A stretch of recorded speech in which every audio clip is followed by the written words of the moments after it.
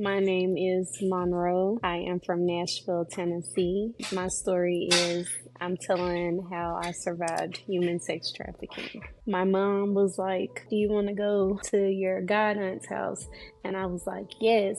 And I would get so excited because I love my god aunt. When I got there, they were going to be running some errands. Her son at the time was 13. I was 8. We were left alone, and he asked me if I wanted to play a game. And I was like, "Okay, sure." He had pulled his private part out, and he said, "I want you to give me." I didn't want to because I've never experienced that, but he made me. That was the first time that I felt bad about myself, and he told me if I told my mom, he was going to kill me. And me being 8, I believe him. It made me feel dirty, and I didn't want to tell my mom that because I felt like she was going to be disappointed, and I didn't know that it was wrong at the time. That went on every time I went over there. I didn't even tell my mama, but I felt like I lost myself each time he made me do it. You know, a 13-year-old grooming me to be a professional giver and stuff like that. He did it multiple times every time I went over there, and I got tired. We got tired of doing it, and I never told my mom about it until I was grown. She couldn't believe it, or she couldn't stand it. I thought I was nasty. I thought I was going to hell because of what was going on. I got tired of doing it. I was going to a place where I thought was my peace, and it turned out to be my nightmare each time she dropped me off. It ruined me. I'm scared to have kids because of that, because you can't trust people, especially your people that you consider your family or your friends and stuff like that. But take that away from me. After that, I hated him.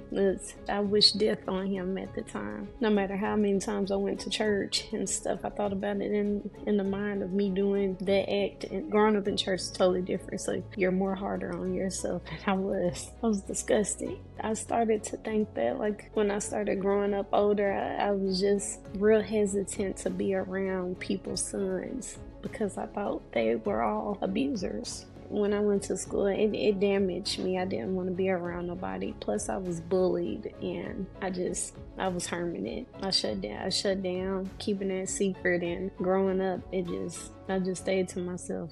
Love makes you do, silly things, and I just feel like my mom was a workaholic.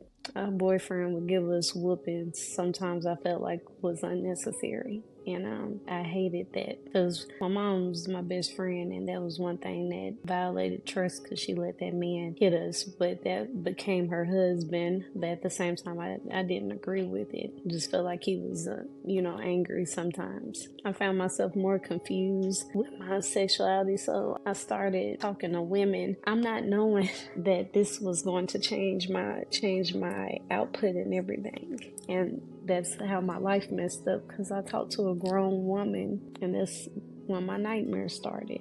When I was 15, my life changed. Going into the campaign, the woman was well kept, and she had a nice car, and I thought she was one of the campaign people, so it was easy for me to talk to her because I felt she was an adult and I should listen. So she made me comfortable sitting outside talking to me. I felt like this woman was so well put, it made me comfortable to tell her I was not okay. That's when she told me she can help me be okay. Well, basically, I don't want to be with my grandparents no more. I said I don't feel like I make them happy. That was my mindset. I said I don't think I make my mom happy. I said I think my mom don't like me, and I said I don't want to be here. She told me, she was like, "Well, I could take you to a place that will make you happy, and you don't have to worry about anything." I wanted to escape, so I didn't think nothing else of it. And she had gave me her phone number, and she said whenever I was ready to leave to contact her. The woman, we met up 4 times total. Once she gave me her number, she told me to contact her when I was ready to leave. On the 5th day of me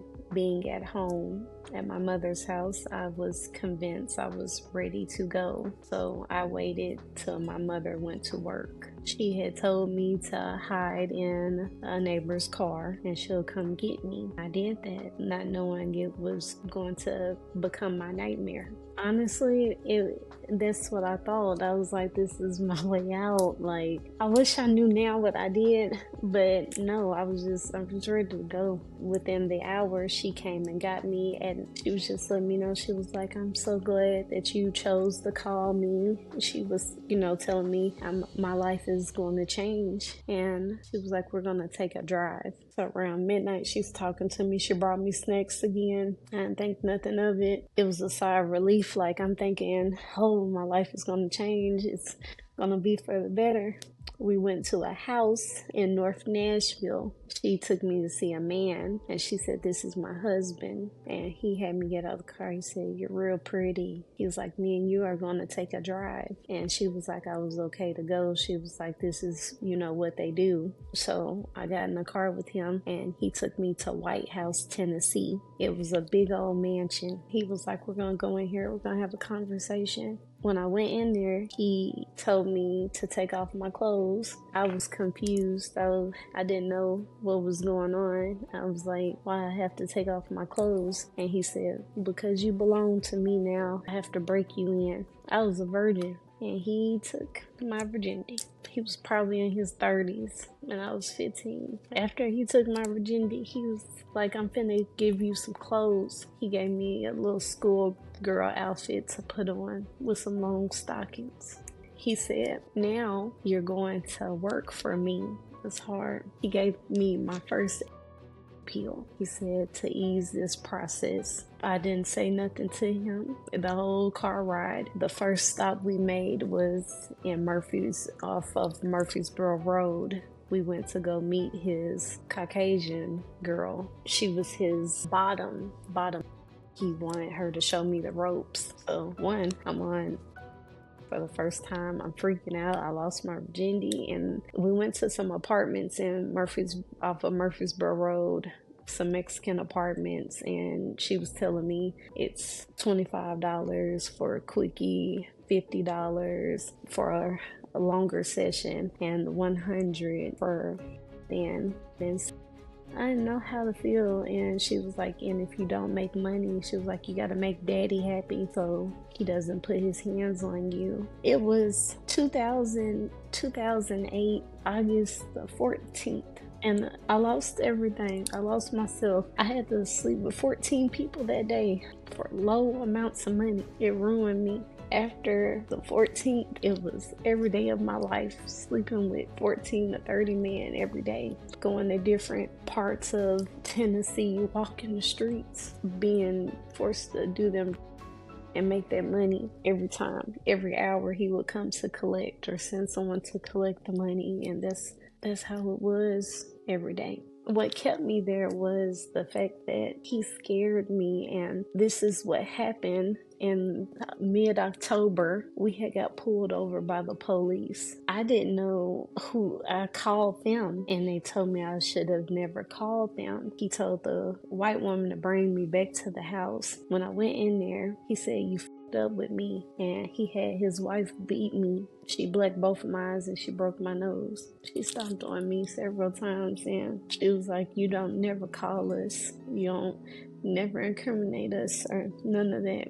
After getting beat up like that, it made me scared to leave because I didn't want that to happen to my family, and they still made me go to work like that. So I stayed because I'm scared, and after being beat up like that, I didn't want that to happen to anybody else. And people will tell you, you never know what you're going to do. I was a child, and I didn't know how I was going to be. And I haven't talked about this so long.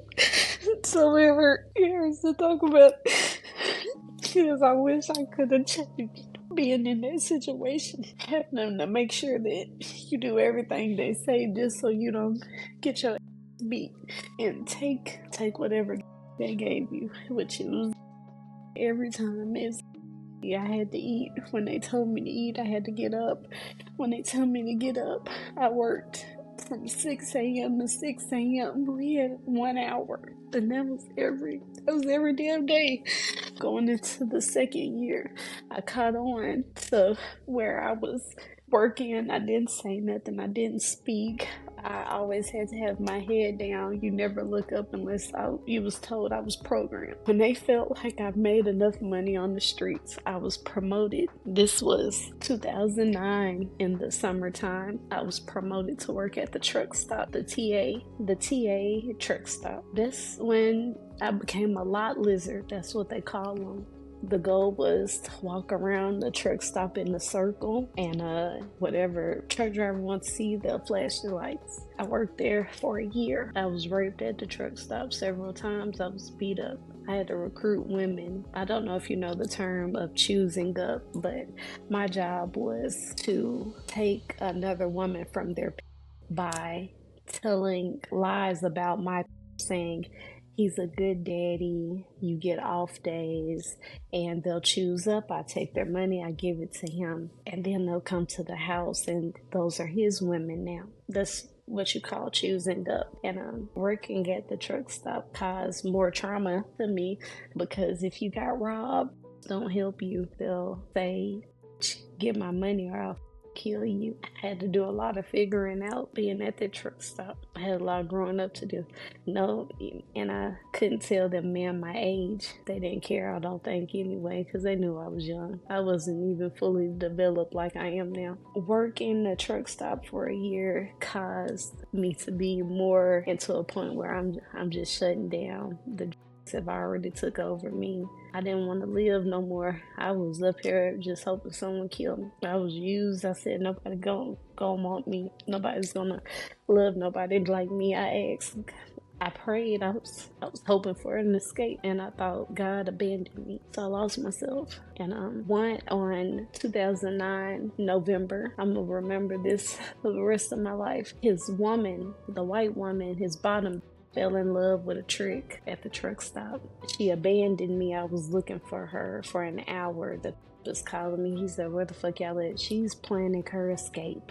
She has his keys. She has everything. I go to the truck. The truck driver chases me with a knife, and they proceed to take off. I'm telling him they about to leave. He said, if you don't get my keys, I'm gonna slit your throat. So you know what I did? I hopped on. Once he got in the car, there's a little compartment where you can hold on to where they shut the truck. I rode on the back of that, hanging off, because we was at exit 42. He went up to, I think, Laverne. The people at Waffle House, 2 guys followed me, and they called the police because I was hanging on. My whole objective was to get the keys. That's it. So once he stopped, they didn't even know I was hanging on the back of the truck. We rode for about a mile and a half. It was cold, and I held on. As soon as it opened up, I punched her in the face. I got the keys. The police was there. It was a whole bunch of going down. I hurried up. The met me there, and he congratulated me for getting his keys, the money. He said he didn't even want the. He was like, I can't believe you rode on the truck. He was like, so I'm gonna give you an hour off to work. So me risking my life on an 18-wheeler did absolutely nothing, but it made my job more harder. The ending part of me coming to the end, let me go back for a minute. Once that one white woman left and didn't come back, they took me to a underground bunny ranch in Dallas, Texas. Believe it or not, underground bunny ranch. A lot of people are not familiar with that, but it's where a group of girls, about 15 girls is in there. They line up, powerful people of power line up and come sleep with us. Because I was new, I stayed there for 6 months. I made them a lot of money. I paid my house fee. I was the top booked girl because they knew I was underage, and they paid more for me. Our rewards was a phone call to our daddies and let them know the progress. That was our reward. And you had to follow rules. You couldn't step on nobody's money or anything. And I graduated, so to say. I was the highly ranked booked. I probably made them over $2 million. I didn't see a dime. My job was to just get dressed wash my body. Everything was protected. Sometimes the clients will pay to tie me up, and that's when I got concerned to be tied up and hog-tied. I never knew if it was going to be my last time. The final straw was December in 2009. I was coming back from being there.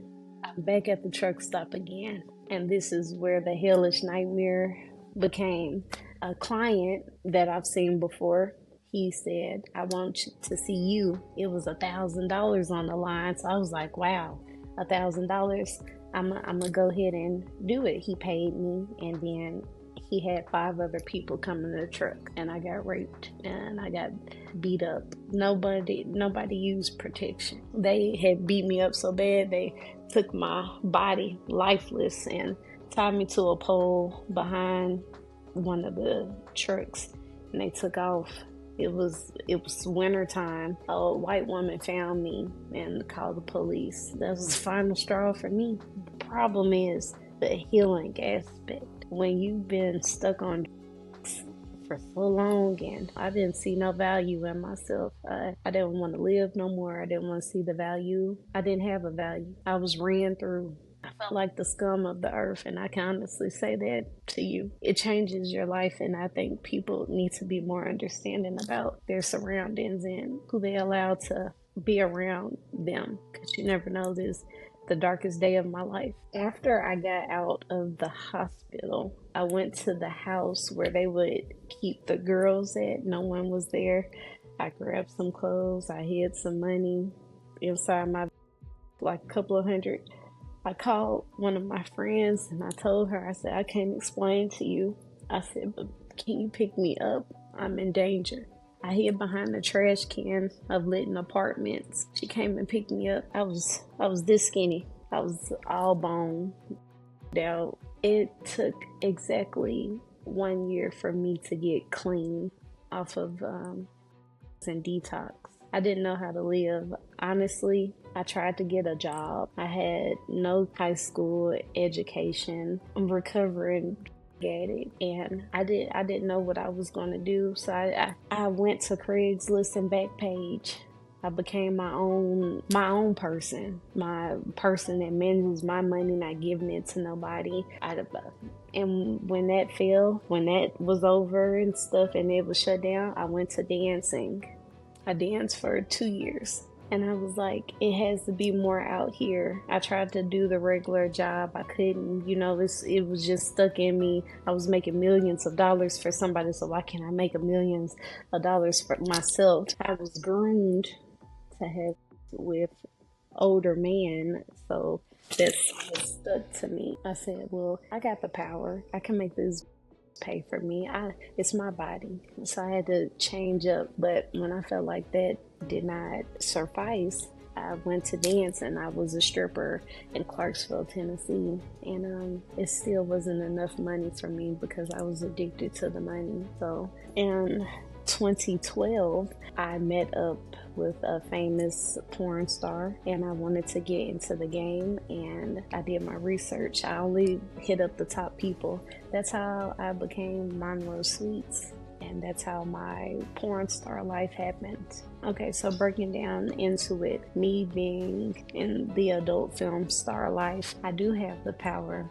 Many men lust over me. There's nobody making me give them money, beating my ass or anything. I run my life. I don't answer to nobody. My life is not perfect because I tried the regular jobs, but this is just in me. It's always in me. Yeah, I'm great at sex. That's not a brag. I am. But I wanted to capitalize off of it. So now, forwarding into 2023, I've made enough money. I've opened up my private kitchen in Atlanta, Georgia. I am a full-time content creator, brand ambassador, and film producer. I have used my platform to help women who are like me, and I help them find jobs, help them rebuild themselves like it's not over.